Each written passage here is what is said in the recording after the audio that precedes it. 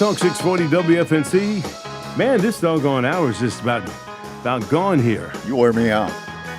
Yeah, we've got some good guests. Good guests. You know, Matt Lamb is the artistic director for the Gilbert Theater. I have absolutely nothing to do with that theater. I think they named it after me in my memory or something. Well, I mean, maybe. I have to ask our founding artistic director. Well, you know, how long has that theater been operating? Because the theater has been in existence for over 33. We're going on 33 years. Started in Lynn Pryor's backyard on Branch wow, Lane, and we are going on our 22nd year in our current location at 116 Green Street, above the Children's Museum. And I used to tell everybody that used to be City Hall. Yes. Is where it was. And I remember Ida Ross and some of the city council members with colorful characters. And I would cover those stories up there with J.L. Dawkins, who was the mayor at the time. And so you've got the Children's Center downstairs and then the theater upstairs. Yes. Man, I tell you what, there are a number of different theater in our community. Cape Fear Regional, the Gilbert, what's the other one? Sweet Tea Shakespeare. Sweet Tea Shakespeare. So all those are here, and there's plenty of room for everyone. Absolutely. And you're the artistic director. Give us a little bit about your background. I know about it, but you're not from here. No, originally, excuse me. Originally, I'm from Pittsburgh, Pennsylvania. I moved here. I was here from 2012 to 2016, and I left in 2016 to tour with the original world premiere tour of Paw Patrol Live, toured the United States and Canada. I did 3 tours with them and moved to New York for many years, and then came back in 2023 to Sanford to do some shows at Temple Theater, and then back here to Fayetteville. What's your take on the thespians in our area, the availability? You got good folks? Yeah, absolutely. Especially with our upcoming show or production of Rent, we've got a lot of new talent on the stage, which is amazing, and we're really happy to see that. We're really happy to see some people that have done some shows recently, and we have a cast member from all the way back to when we did Rent in 2013. We have one cast member that's there. Now, is Rent a musical? Absolutely. Okay, I'm just throwing stuff out like I don't know anything. Of course it's a musical. That means you have to have musical talent to be involved. We got some good singers? I am absolutely blown away with we're so happy with all the talent that we get for every single show, but there's something very, very special about this one, and the voices that just the work that everyone is putting in to put on this production is incredible. You know, I was sharing with someone, I do karaoke at a number of different venues here, and I was at Level 88 last week, and there was a table there, and while the songs were playing, I kept hearing like harmony and some stuff going on, and then these individuals came up and started singing. I'm saying, these folks are really talented. It was the 82nd Airborne Division chorus. Who were letting their hairs down a little bit without their uniforms on. And it is amazing to see the talent. Not only did they sing it, and everyone had to use a mic stand. And normally karaoke folks just that mic stand, and they're dramatically doing the things with their hands. And I was just thoroughly enthused and entertained by singing that. And it doesn't matter if you're a good singer or bad singer when you come out to sing. I don't think over a course of maybe 30 years that I've been doing karaoke, I've never heard anyone get booed. No, you shouldn't. Yeah, no. Did you ever get booed on stage or booed off stage? Well, not in a bad way, but with doing the character that I was in Paw Patrol, I was the self-centered Mayor Humdinger. So kids and parents will give you a little bit of that booing. Well, let me say this about that. Then you did a great job acting. Yeah. I mean, so that the character was believable to the extent that people thought you were really that way, and I know better than that. How do you prepare for show to show? Well, I mean, as an actor, it's a lot of research. I was just telling somebody the other day, one of the fun things about being an actor is coming up with not just the story that you have in front of you, but the story maybe before and the story after that gives you something to work with. And it's very difficult for myself. I like to tell. I mean, I have no problem telling people this. I have slight dyslexia, so the way I have to learn my lines is I have to write them over and over and over and over again, and make sure that I get every word correct on the page as it's written. So that's it's part of the prep. But also, you can check source material if the show has been done before, but find your way with what you're given. And if it's something new, you get to create that on your own. Now, this is a reproduction of Rent. Were you here when it was done before? I was Mark in the 2013 version that And we so- did at the Gilbert Theater. So I was in the show here, and now I'm directing it. And back then, where was the theater then? It was spot? still at the same place. Okay, so give me a comparison between the show back then and what people will see now that really means that you got to come out and see this edition of it. Well, the people still talk about the 2013 version that we did at the Gilbert, and it's a complete honor to be, even people still remember that version. Since this is a transition town for the most part, the people that are still here that are talking about it. And what I've been saying is that's very lovely that they're talking about it. Now come and see this version. And we're hoping that we don't want to put to bed the 2013 version. We love the fact that that version will still be in somebody's hearts, but this is it's something very special. And I'm hoping, and the Gilbert is hoping that this is what they're going to talk about now. If you're just joining me right now, Matt Lamb is the artistic director for the Gilbert Theater here in Fayetteville. You've been that since when? Last year, officially, I think March of 2025. And, for those of you who are watching us on my Facebook page or my YouTube channel, hopefully you're still listening to us on 640 WFNC and 103.5 HD2 as well.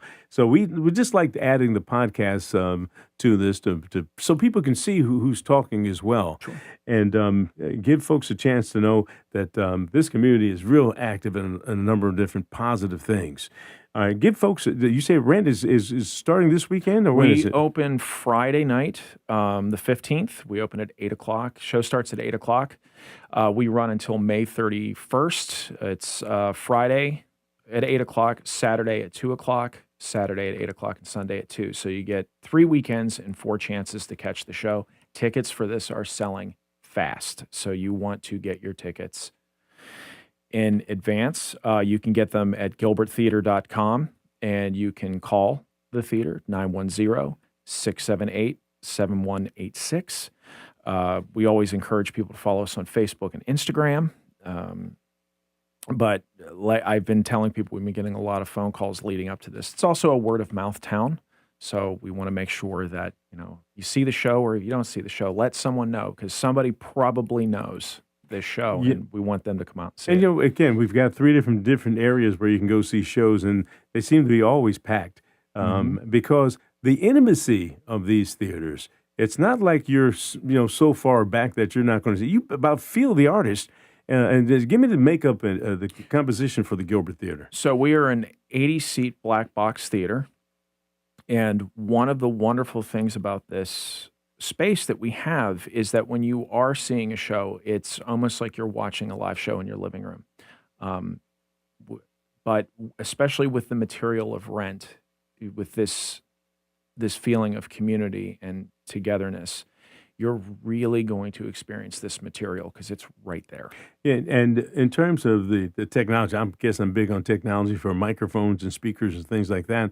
With a venue that size, are the actors mic'd a certain way, or They are not mic'd because it's a black box theater. So, working on their diaphragm? yes, and things thank like you. that? That's Sorry, okay. just blanked. I'm with you. With that type of muscle that you need, it's very, very important for our space. Well, I deal with folks with microphones all the time, and before we even start a karaoke, I give you a microphone 101, and I tell people you need to sing down the barrel of the microphone because when you turn it like this on Can't side, hear it. yeah, just that, because there's a pickup pattern on the mic that's designed to help fight back the acoustics. So as soon as you turn it like this, and you're pointing and hold it close to your mouth. If you ever looked at an artist like Michael Jackson or Whitney Houston, they eat the microphone. And that's because by doing that, you eliminate the acoustic feedback, but also you give your sound person a chance to sweeten it a little bit for you.